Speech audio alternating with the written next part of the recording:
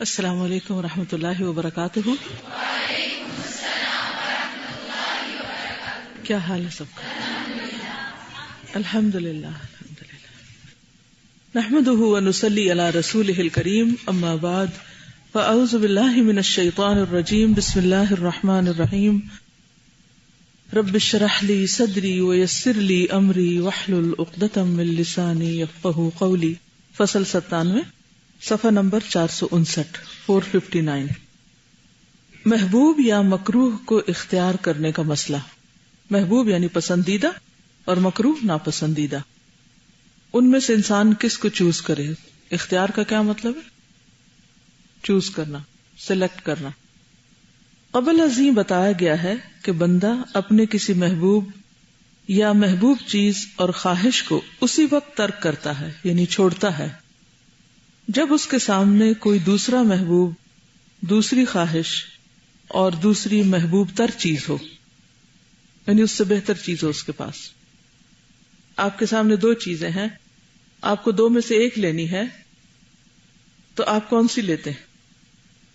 جو زیادہ بہتر. اوکے، اب آپ نے زیادہ بہتر لے لی، لیکن پھر آپ کو اس سے بہتر نظر آ گئی. اب آپ کیا کریں گے؟ اس سے بہتر والی کو لے لیں گے. یہ عام قاعدہ ہے نا، عام طور پر ایسا ہی چلتا ہے.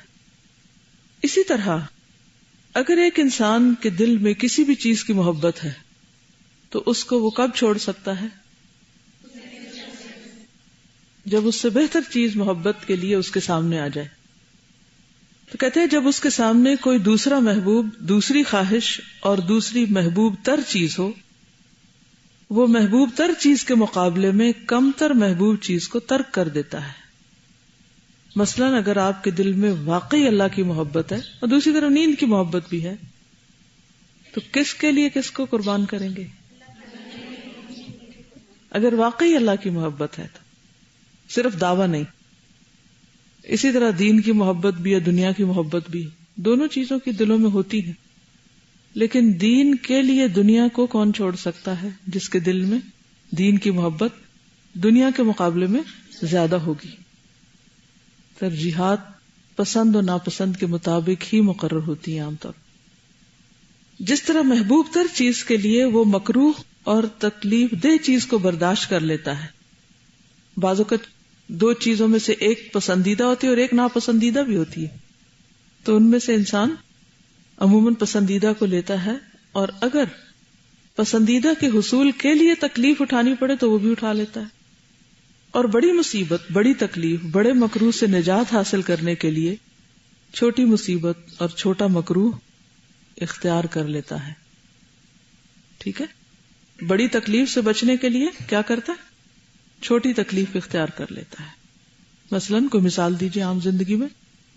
بڑی مصیبت جیسے آخرت کی بڑی مصیبت ہے جہنم، اور اس کے مقابلے میں دنیا میں انسان حرام مال کو چھوڑ کر حلال اختیار کرتا ہے، جبکہ وہ تھوڑا ہے اور اس میں تکلیف میں زندگی بسر کرتا ہے. اب دنیا کی دو چیزیں کی بات کیجیے، دو دنیا کی چیزیں جس میں سے اگر آپ چھوٹی تکلیف نہیں اٹھائیں گے تو بڑی میں پڑ جائیں گے. جیسے کڑوی دوا کیوں کھاتے ہیں؟ تاکہ بڑی تکلیف سے نجات پا سکیں. سرجری کیوں کرواتے ہیں؟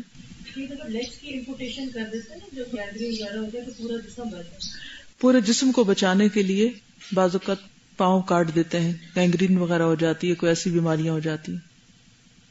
یہ بھی بیان کیا جا چکا ہے کہ عقل و دانش کی یہ خاصیت اور تقاضا ہے کہ اعلیٰ و برتر محبوب کے مقابلے میں ادنا محبوب کو ترک کر دیا جائے.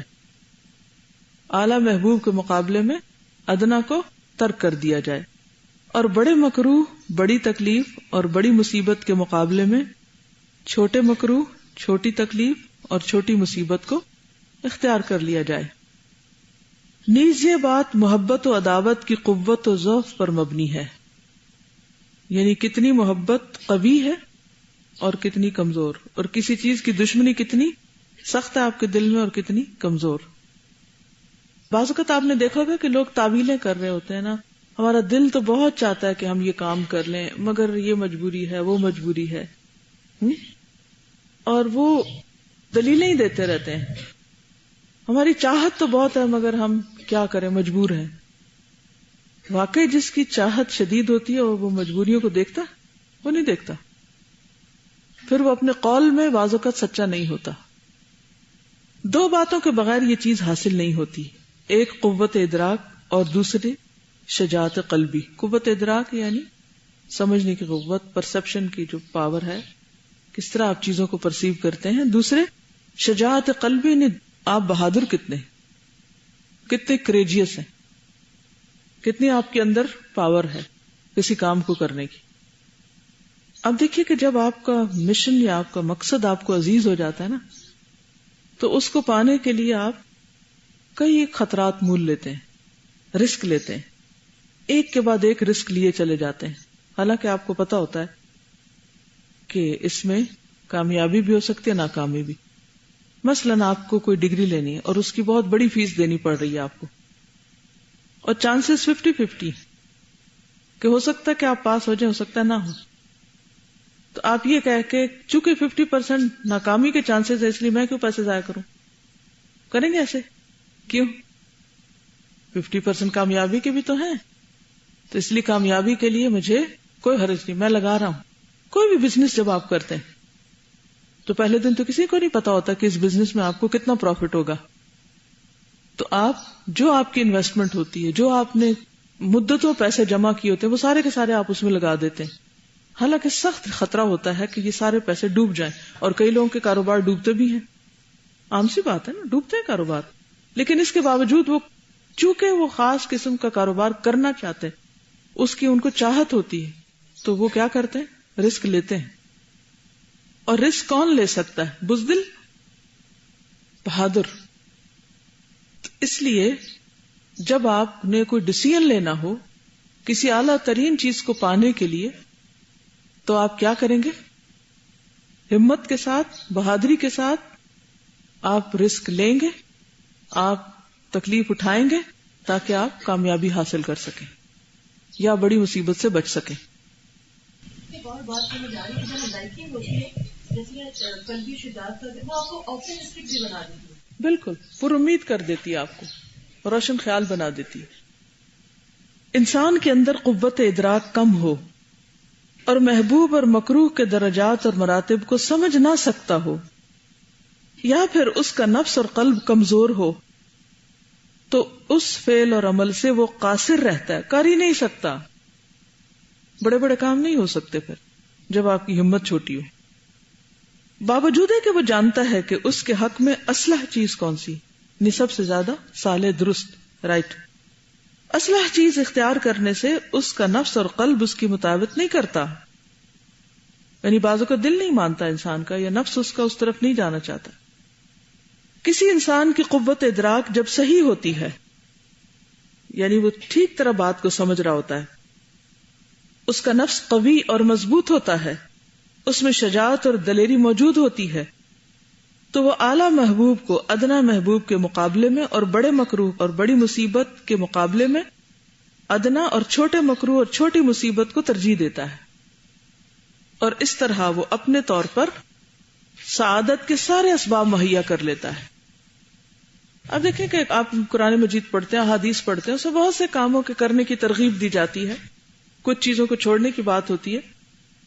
تو آپ نے دیکھا ہوگا دو طرح کے لوگ ہیں، خصوصاً جو لوگ کئی سالوں سے اسٹوڈنٹس کو پڑھا رہے ہیں، سکھا رہے ہیں. دو طرح کے اسٹوڈنٹس ہوتے ہیں. ایک وہ جو حکم سامنے آتا ہے اور اس کو مانتے چلے جاتے ہیں اور باقی ساری چیزوں کو پیچھے چھوڑ دیتے ہیں. اور کچھ لوگ ایسے ہوتے ہیں کہ جو بین ہوتے ہیں، اچھا کریں یا نہ کریں، کتنا فائدہ ہوگا، کتنا نقصان ہوگا. کبھی کسی پریشر سے کر لیتے ہیں اور کبھی نہیں کرتے. کچھ لوگ تو چٹیل پتھر کی طرح ہر چیز جو پڑی وہ ختم، کچھ بھی نہیں کرتے. انسانوں کی یہی تین قسمیں ہیں، ایک انکاری، ایک بیچ میں ڈاواں ڈول قسم کے، اور ایک حق سامنے آیا اور اس کو مان لیا، قبول کر لیا. اور اس کے قبول کرنے میں رسک تو ہوتا ہے. مکی دور کو یاد کیجئے، سیرت میں مدنی دور کو یاد کیجئے، واضح قسم کے لوگوں کی مثالیں سمجھ آ رہی ہیں. تو ہر دور میں یہ تین گروہ رہے. کچھ لوگ حق کو پاتے ہی یہ نہیں پھر دیکھتے کہ ہمارا کیا نقصان ہوتا ہے اور کیا چھوٹتا ہے، کہتے اللہ کا حکم ہے کرنا ہے بس کر لیتے. اور کچھ لوگ ناپ تول میں لگے رہتے ہیں. کچھ لوگ ایسے ہوتے ہیں جن کی شہوانی طاقت شہوانی یعنی خواہشات کی طاقت عقل اور ایمان کی طاقت کے مقابلے میں قوی ہوتی، اور اس صورت میں غالب قوت کمزور قوت کو مغلوب کر لیتی، چونکہ ایمان کمزور ہوتا ہے، ویک ایمان ہوتا ہے، اس وجہ سے جو ان کے اندر کی نفسانی خواہشات ہیں، شہوات ہیں، وہ زیادہ اسٹرانگ ہوتی ہیں اور وہ اپنی نفس کی بات زیادہ ماننے والے ہوتے ہیں. لہذا ایمان کمزور ہوتا ہے تو خواہشات کی تکمیل کے لیے وہ حرام راستے بھی اختیار کر لیتے ہیں. اب زنا کے اسباب کیا ہوتے ہیں؟ کیا وجہ ہوتی؟ لوگ اس مصیبت میں کیوں پڑتے ہیں؟ اور کیوں کہا گیا حدیث میں کہ جب کوئی شخص زنا کرتا ہے تو اس کا ایمان دل سے نکل جاتا ہے؟ اس وقت وہ پہلے ہی کمزور تھا، جب انسان برائی میں پڑا تو وہ بھی گیا. ساری برائیوں کا یہی حال ہے. اب کسی کی غیبت کرنا، کسی کے خلاف سازشیں کرنا، کوئی بھی، یہ ساری چیزیں اسی قبیلے سے تعلق رکھتی. تو اس لیے بہت ضروری ہے کہ انسان خواہشات کو کم کرنے کے لیے کس کو مضبوط کرے؟ ایمان کو مضبوط کرے. کچھ ایسے ہوتے ہیں جن کی قوت ایمانی اور قوت عقل قوت شہوت کے مقابلے میں قوی اور طاقتور ہوتی ہے، تو قوت ایمانی اور عقل قوت شہوانی کو مغلوب کر لیتی ہے. جب طبیب کے پاس کوئی مریض آتا ہے تو طبیب یعنی حکیم تشخیص مرض کے بعد، یعنی مرض کو ڈائگنوز کرنے کے بعد مضر اشیاء سے اسے پرہیز کرنے کی ہدایت کرتا ہے کہ یہ چیزیں آپ کے لیے بہت نقصان دہ. مثلا کوئی ڈائبٹیز کا مریض ہے تو اسے کیا کہا جاتا ہے کہ تم شوگر چھوڑ دو. لیکن مریض کا نفس اور اس کی خواہشات عقل پر غالب آ جاتی اور وہ مضر اشیاء استعمال کر لیتا ہے، یعنی جن چیزوں میں نقصان ہے وہ کھا لیتا ہے. تو طبیب اس کے متعلق یہ رائے قائم کر لیتا ہے کہ اس کی قوت ارادی کمزور ہے، اس لیے یہ شخص پرہیز نہیں کر سکتا اور دوا اس کے لیے سود مند نہیں ہو سکتی. خالی دوا کا کھانا اسے فائدہ نہیں دیتا. یہی حال قلب کے مریضوں کا ہے جن کی قوت شہوانی قوی ہوتی ہے. ان کا قلب اس چیز کو ترجیح دیتا ہے جو ان کے مرض کو اور زیادہ کر دیتی ہے. واضح؟ بس ثابت ہو گیا کہ ہمہ قسم کی شر اور خرابی کی اصل جڑ ضعف ادراک، ضعف نفس اور نفس کی دناءت اور رذالت ہے. کیا مطلب؟ ہر قسم کی خرابی کی اصل جڑ کیا ہے؟ سب سے پہلے تو سمجھ ناقص، پھر نفس کمزور، اور پھر نفس ذلیل ہے، رذیل ہے، گھٹیا ہے. گھٹیا سوچیں ایسے بندے کی، اس لیے ان چیزوں میں پڑ جاتا ہے. اور خیر و فلاح کی اصل جڑ کمال ادراک، کمال قوت نفس اور نفس کی شرافت و شجاعت ہے. معلوم ہوا کہ ہر چیز، ہر کام، ہر عمل اور کردار کا مبدا یعنی آغاز اور منبع، سورس، محبت و ارادت ہے. یعنی آپ کے دل میں اس چیز کی محبت ہوگی، ارادہ ہوگا تو کر جائیں گے. اور ہر چیز کے ترک یعنی اس کو چھوڑنے کا مبدا اور منبع اس کی کراہت اور عداوت اور نفرت ہے. جو چیز آپ کو پسند نہیں وہ آپ چھوڑ دیں گے. قلب کی یہی دو قوتیں سعادت اور شقاوت، شقاوت یعنی بدبختی کی اصل اور بنیادیں ہیں. عقل اختیاری اسی وقت ہوتی ہے جب محبت اور ارادت کا سبب پایا جاتا ہے. عقل اسی وقت اچھی چیز کو چوز کرتی ہے جب اس کے پیچھے کیا موٹیوز ہوتے ہیں. موٹیویشن کس چیز کی ہوتی ہے؟ محبت کی اور ارادے کی مضبوطی کی. اس لیے کسی کام کا ترک کرنا اس لیے ہوتا ہے، یعنی کوئی کام انسان کیوں چھوڑ دیتا ہے؟ قرآن پڑھنا، نماز پڑھنا، دین کا، بندوں کی خدمت، خیر اور بھلائی کے کام شروع کرتا ہے پھر چھوڑ دیتا ہے. ایسا کیوں ہوتا ہے؟ اس لیے ہوتا ہے کہ اس کا مقتدا یعنی جو اس کا موٹیو ہوتا ہے یا اس کے پیچھے جو تقاضے کی وجہ ہوتی ہے اور سبب جو ہوتا ہے جس وجہ سے وہ کر رہا تھا وہ مفقود ہوتا ہے، وہ ہوتا ہی نہیں.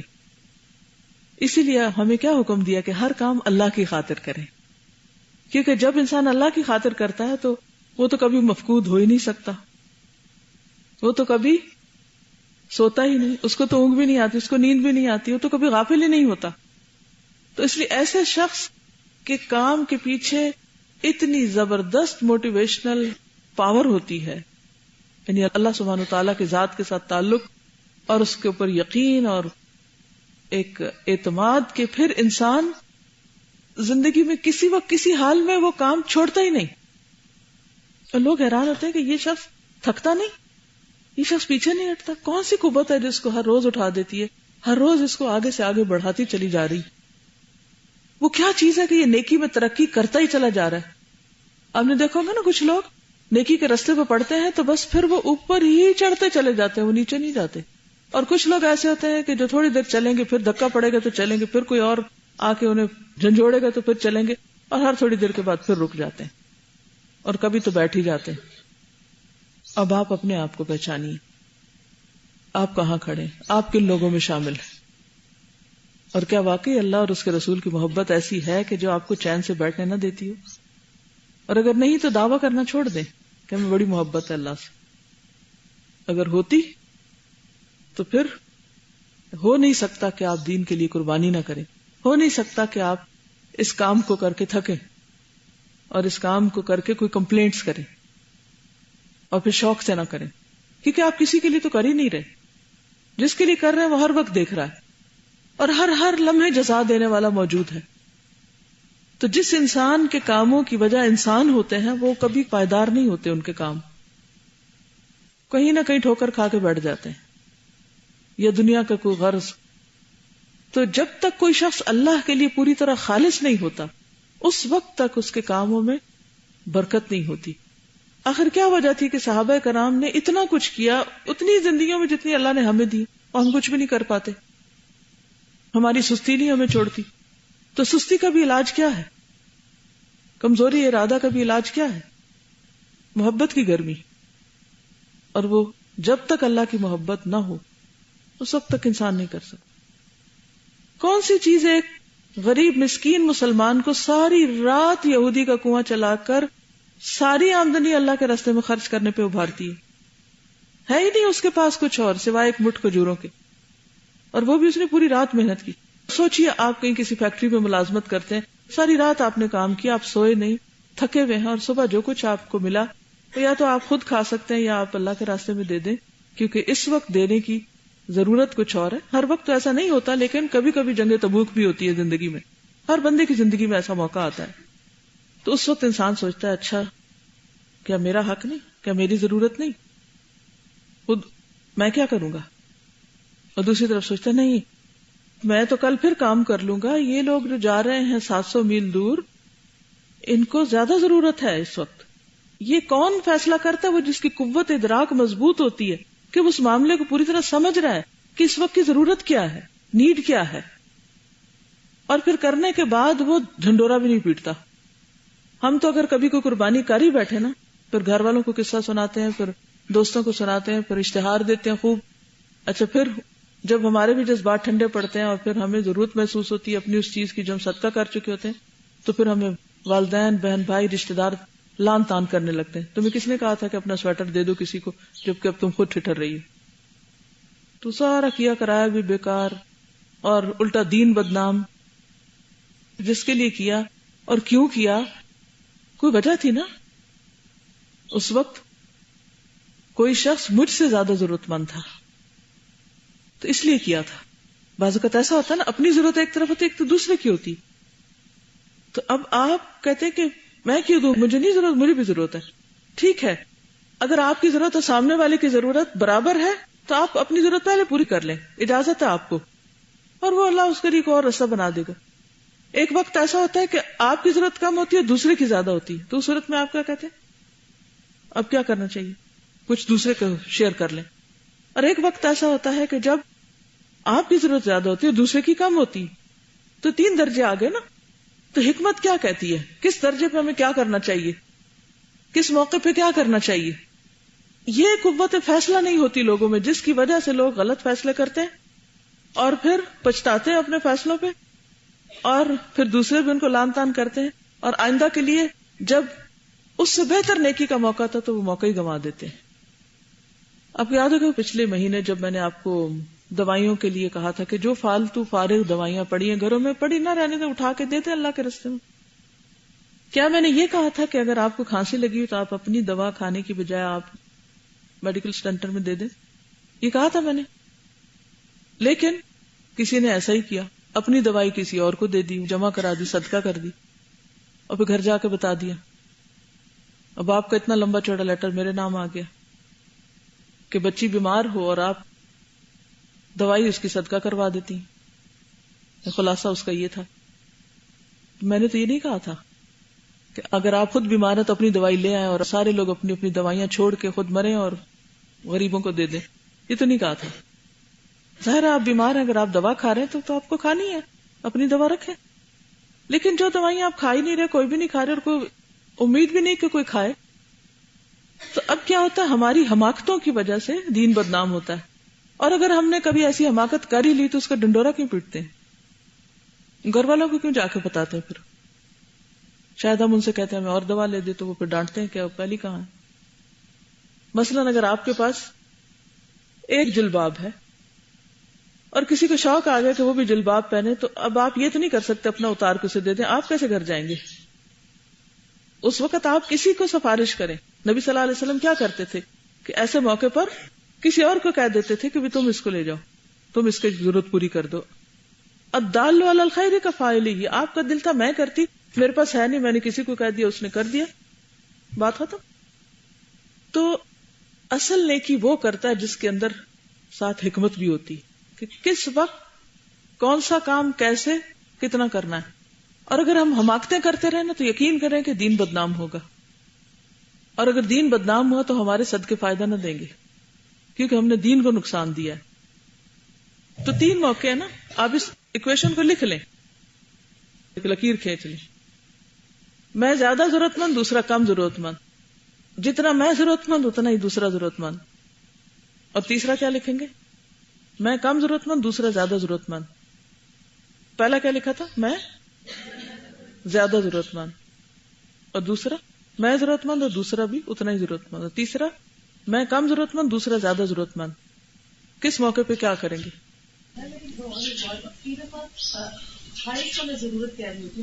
جی یہ بھی ہوتا ہے, شابش, یہاں بھی فہم کی ضرورت ہے کہ بعض اوقات ہم خواہش کو ضرورت بنائے ہوئے ہوتے ہیں, لگژریز کو ہم اپنی نیڈ بنا رہے ہوتے ہیں. ہم صرف کھانا نہیں کھاتے, کھانے کے ساتھ اوپر کئی لوازمات کر رہے, تو دوسرا جو ہے وہ بیسک روٹی کے ٹکڑے کو بھی ترس رہا ہوتا ہے. تو اس کو بھی سمجھنے کی ضرورت ہے. اسی لیے قوت ادراک بہت ضروری ہے کسی بھی نیکی کے کرنے کے لیے. تو خالی دین کا علم کافی نہیں ہوتا, اس علم پر عمل اسی وقت ہو سکتا ہے جب اس کے ساتھ کیا ہوتا ہے؟ حکمت ہوتی, اور مختلف مواقع پر فیصلہ کرنے کی قوت ہوتی, قوت فیصلہ ہوتی. اچھا, یہ حکمت کیسے آتی ہے؟ جب اللہ کی محبت زیادہ آتی, تو پھر آپ کو وہ چیزیں نظر آنے لگتی. جب آپ کے اندر تقویٰ آتا نا, آپ کی نگاہ انتہائی تیز ہو جاتی. آپ سامنے تو کیا, آپ پیچھے تک کی باتیں سمجھنے لگتے. اللہ تعالیٰ آپ کو فراست دیتا ہے. ہم نے دلوں کی 3 قسمیں پڑھی تھی نا, اس میں ایک دل وہ تھا جس میں اللہ سبحانہ وتعالی اپنا نور ڈالتا ہے. اللہ نور السماوات والارض مثل نورہ فی قلب المؤمن کیا ہے؟ کمشکات فیہا مصباح المصباح فی زجاجہ الزجاجۃ کأنہا کوکب دری یوقد من شجرۃ مبارکۃ زیتونۃ لا شرقیۃ ولا غربیہ یکاد زیتها یضیء ولو لم تمسس نار نور علی نور یہدی اللہ لنورہ من یشاء ویضرب اللہ الامثال للناس واللہ بکل شیء علیم. جب یہ نور آتا ہے نا بندہ مومن کے دل میں, تو اس کو دوسروں کی ضرورت ان کے چہروں سے, ان کی چال سے, ان کے کلام سے, ان کے رویے اور انداز سے سمجھ آنے لگتی کہ یہ شخص اس وقت بھوکا ہے, یہ پیاسا ہے, یہ کسی تکلیف میں ہے, اس کو کوئی پریشانی لاحق ہے. عام بندوں کو نہیں سمجھ آتا. نبی صلی اللہ علیہ وسلم کے اندر یہ بصیرت تھی. اللہ تعالیٰ فرماتے تعرفہم بسیماہم, آپ ان کے چہروں کی علامتوں سے پہچان جائیں گے کہ یہ کیا کر رہے ہیں. آپ کو معلوم ہے کہ امام شافعی جو تھے ان کو اللہ سبحانہ وتعالیٰ نے بہت فراست عطا کی تھی. اب مختلف واقعات بھی آپ نے سنے ہوں گے. ایک دفعہ آپ مسجد حرام میں بیٹھے ہوئے, ایک شخص اندر آیا اور وہ سوئے ہوئے لوگوں کو دیکھ رہا تھا, اور جب دیکھتا تھا تو جو کالے رنگ کے لوگ ہوتے تھے ان پہ زیادہ جھک کے تو ان کی بائیں آنکھ کی طرف دیکھتا تھا. تو جب یہ سین انہوں نے دیکھا تو انہوں نے اس کو بلایا کہ ایک شخص تم کیسے آئے ہو, کیا تمہارا کالا غلام کھو گیا ہے اور کیا اس کی بائیں آنکھ بھینگی ہے؟ تو اس نے کہا آپ کو کیسے پتا ہے؟ یہ غیب کا علم نہیں تھا, یہ انہوں نے دیکھا کہ یہ کر کیا رہا ہے. صرف اس کے کرنے سے انہوں نے اندازہ لگا دیا کہ یہ ہر کالے شخص کو زیادہ دیکھتا ہے اور ایک خاص طرف دیکھتا ہے.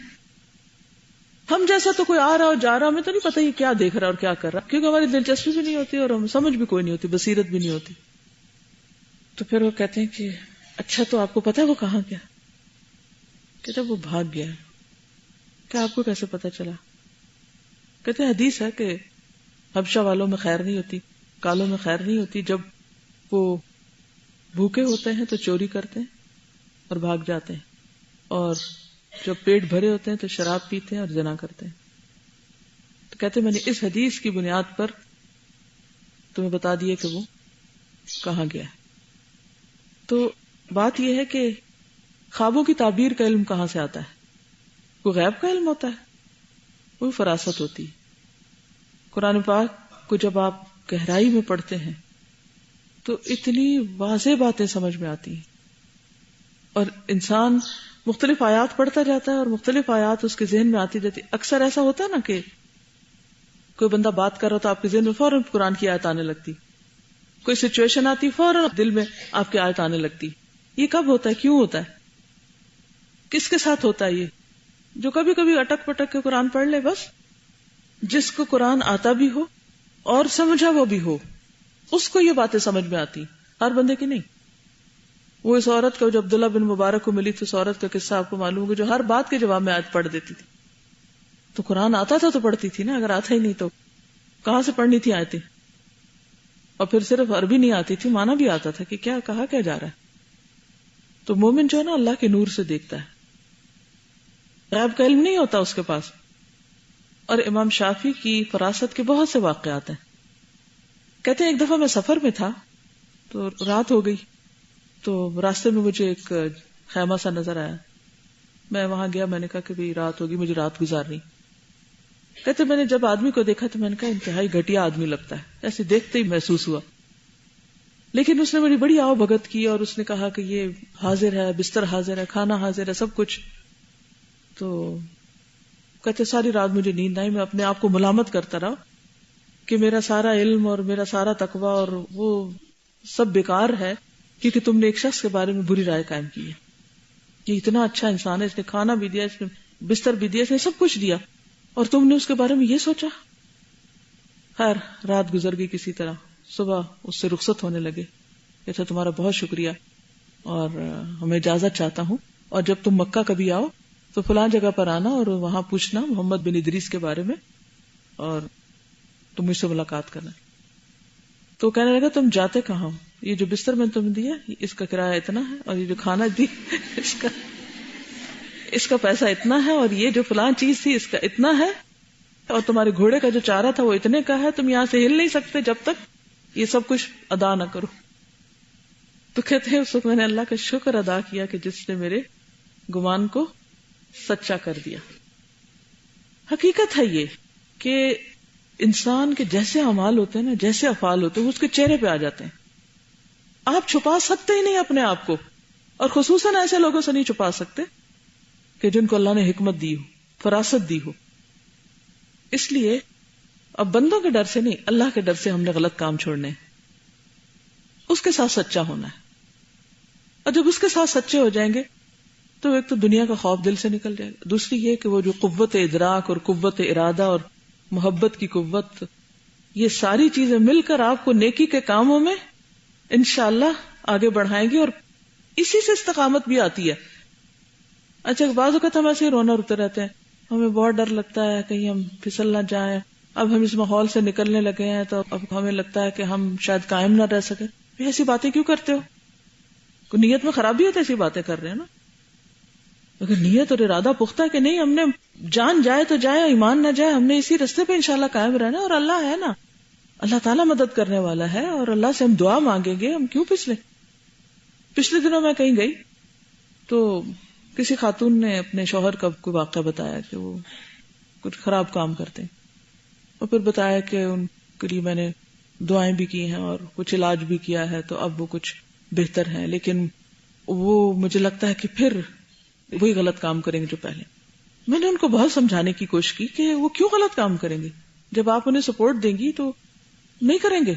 آپ یہ لفظ نہ منہ سے نکالیں کہ وہ نہیں، پھر وہ کریں. اچھا تھوڑی دیر گزرے پھر وہی بات دہرائے. اچھا اگر وہ ایسا کریں تو پھر مجھے کیا کرنا چاہیے، میں کے چلے جانا چاہیے. میں نے کہا آپ یہ کہتی کیوں ہیں؟ یہ بات ہی منہ سے نہ نکالیں، کیوں میکے جائیں آپ؟ اچھا سمجھاؤ بجھاؤ، تھوڑی دیر کے بعد پھر کہ اچھا اگر پھر میں میکے چلی جاؤں تو پھر بچوں کو کیا؟ میں نے کہا ٹھانا ہو تو تم نے خود ہے، کوئی دال میں کالا ضرور ہے۔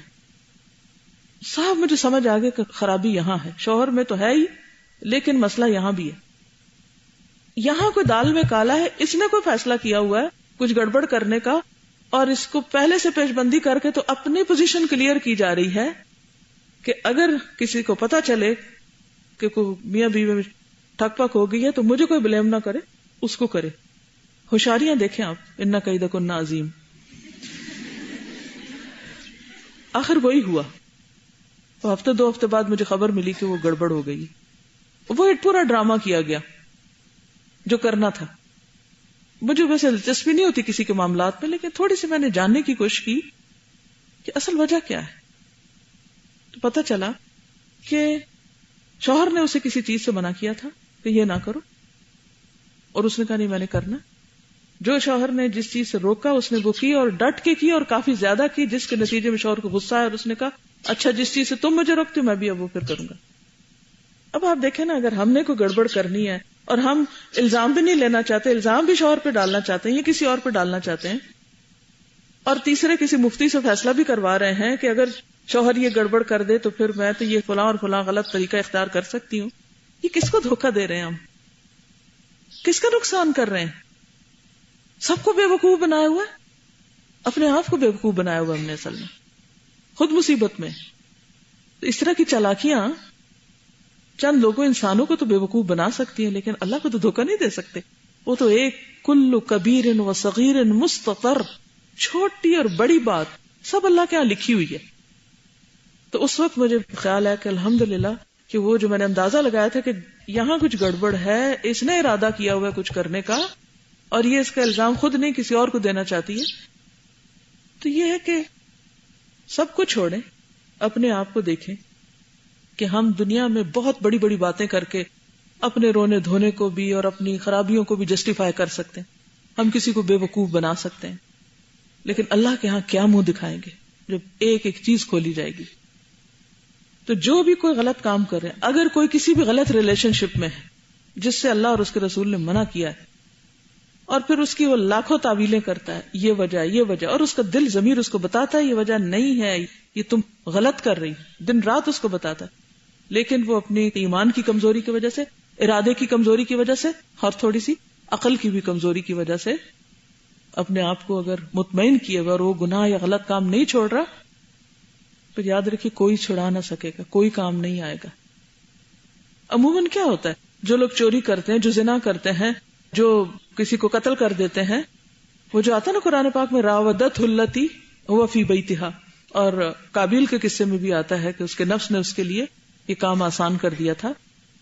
تو یہ سارے نفس کے کھیل ہوتے ہیں جو ہم اندر ہی اندر ایک پلاٹنگ کر رہے ہوتے ہیں، ایسا کریں گے پھر ویسا کریں گے، ویسا کریں گے، اور اس طرح ہم اس معاملے سے بچ نکلیں گے۔ لیکن یاد رکھیں بچ کوئی بھی نہیں نکل سکتا، عام طور پہ دنیا میں بھی بدنامی ہوتی ہے، اور آخرت تو پھر اس کی سزا تو بہت ہی سخت ہے۔ تو زندگی صرف لذتوں میں جینے کا نام نہیں ہوتا کہ ہم صرف لذت کی خاطر جئیں، صرف خواہشات کی تکمیل میں جئیں، یہ رذالت نفس ہوتی ہے۔ اب مثلاً کسی نے سگریٹ چھوڑنی ہو، شراب چھوڑنی ہو، باقی چیزیں چھوڑنی ہو، تو صحابہ کرام کی مثال کو دیکھیں، کس طرح شراب چھٹی تھی؟ صرف علم آنے سے نہیں، کیا کیا تھا اس کے پیچھے؟ ایمان کی مضبوطی تھی، یقین کی قوت تھی، خدا کا خوف تھا۔ جب وہ چیزیں راسخ ہو گئی تو بڑی سے بڑی قربانی آسان ہو گئی، اور اگر کسی کے اندر وہ چیزیں نہیں ہیں، بنیادیں مضبوط نہیں ہیں، تو اوپر سرسری لگائے ہوئے پودے بہت جلدی مرجھا جاتے ہیں جن کی جڑیں مضبوط نہ ہو۔ تو یہاں بھی جو مرض عشق کا علاج ہے وہ یہی ہے، ایمان کی مضبوطی ہو، ارادے کی مضبوطی ہو، اور قوت ادراک جو ہے کہ اس چیز کا کیا فائدہ اور کیا نقصان ہے۔ تو یہ ساری چیزیں مل کر ہی اس عادت کو چھڑا سکتی انسان سے۔ کہتے ہیں کہ قلب کی یہی دو قوتیں سعادت اور شقاوت کی اصل اور بنیادیں ہیں۔ عقل اختیاری اس وقت ہوتی ہے، یعنی عقل کا اختیار جب ہوتا ہے جب محبت اور ارادت کا سبب پایا جاتا ہے، اس لیے کسی کام کا ترک کرنا اس لیے ہوتا ہے کہ اس کا مقتضا اور سبب مفقود ہوتا ہے. اس کا سبب مفقود یعنی پایا نہیں جاتا. کبھی اس لیے ہوتا ہے کہ اس کے اندر بغض اور کراہت موجود ہوتی ہے جو اسے اس کام سے روک لیتی. امر و نہی کا تعلق اسی بغض اور کراہت اور نفرت سے ہے. اسی کو اصطلاح میں کفر کہتے ہیں. ثواب اور عقاب کا تعلق اسی سے. اس بیان سے وہ انتباہ وارننگ جو مسئلہ ترک کے متعلق کیا جاتا ہے یعنی چھوڑنے کے بارے میں کہ ترک امر وجودی ہے یا عدمی رفع ہو جاتا ہے یعنی وہ شبہ ختم ہو جاتا ہے. مسئلے کی تحقیق یہ ہے کہ ترک کی دو قسمیں چھوڑنے کی. وہ ترک جس کی اضافت سبب مقتضا کی طرف ہو یعنی تقاضا کیا وجہ کیا ہے وہ عدمی ہے یعنی ہے ہی نہیں. جس ترک کی اضافت کسی سبب مانع من الفعل کی طرف ہو یہ وجودی یعنی یہ پائی جاتی. اوکے جزاکم اللہ خیرا. سبحانک اللہم و بحمدک نشہد ان لا الہ الا انت نستغفرک و نتوب الیک. السلام علیکم و رحمۃ اللہ وبرکاتہ.